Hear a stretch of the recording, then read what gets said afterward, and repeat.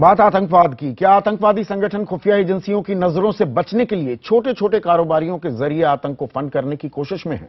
प्रवर्तन निदेशालय ने एक ऐसा केस दर्ज किया है जिसमें 3 ठेले वालों पर आतंकियों तक फंड पहुंचाने का आरोप है। इनके तार 7 नवंबर को वे पटना ब्लास्ट से जुड़ रहे हैं। देखिए मेरे सहयोगी आलोक वर्मा की यह खास रिपोर्ट।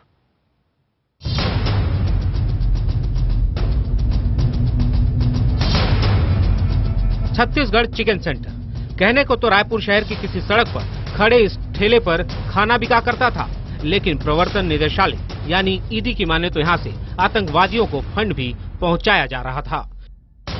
बिहार के जमुई का रहने वाला धीरज साव इस ठेले का मालिक था। आतंक की फंडिंग के मामलों की पड़ताल के दौरान ईडी को पता चला कि धीरज का कनेक्शन पाकिस्तान के खालिद से है।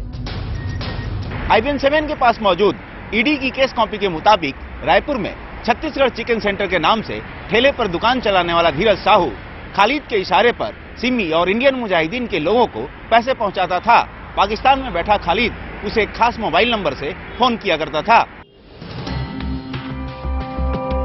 ईडी की केस कॉपी में एक फोन नंबर भी है 923326704863।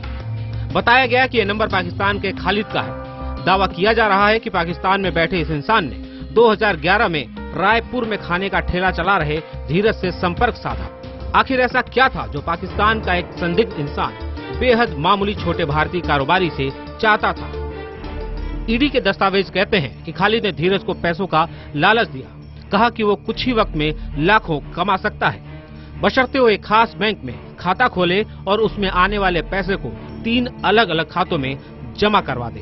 ईडी का दावा है कि खाने का ठेला लगाने वाले धीरज ने अपने रिश्तेदार श्रवण को भी इस मामले में शामिल किया। बैंक की रायपुर ब्रांच में पहला खाता खोला गया। ईडी के मुताबिक इस खाते में जमा करवाए गए 3 लाख रुपए। इस रकम का 13% हिस्सा छोड़कर बाकी पैसे अलग अलग तारीखों में मैंगलोर के जुबैर हुसैन के खाता नंबर 001045500086, आयशा बानो के खाता नंबर 18801004581 और राजू खान के खाते में ट्रांसफर करने का आदेश दिया। आपको बता दें कि ईडी के मुताबिक राजू खान और आयशा बानो दोनों इंडियन मुजाहिदीन के सदस्य हैं। ईडी के मुताबिक कुछ शिकायतों के बाद बैंक ने धीरज साव के खाते बंद कर दिए। इसके बाद खालिद के इशारे पर धीरज साव और श्रवण ने मिलकर बिहार के जमुई में नया बैंक खाता खोला। इस खाते में शुरुआत में 5200 रुपए डाले गए ताकि किसी को शक न हो। इसके बाद नए खाते की जानकारी पाकिस्तान में बैठे आतंकी खालिद को दे दी गई।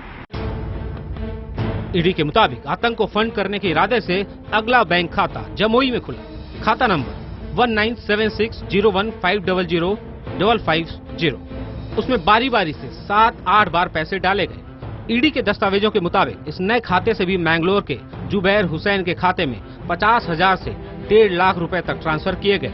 ईडी के मुताबिक इस काम में हरियाणा का एक और ठेला मालिक प्रदीप भी शामिल था। पता चला कि धीरज का संबंध पटना ब्लास्ट के बाद लखीसराय से पकड़ गए विकास, पवन, गोपाल और गणेश से है। इसी मामले में बाद में मंगलोर से आयशा बानो को भी पकड़ा गया। ईडी का दावा है कि 2 महीने पहले ही धीरज के एक और रिश्तेदार छोटे कारोबारी ने भी यही काम शुरू कर दिया। आलोक वर्मा, दिल्ली, IBN 7।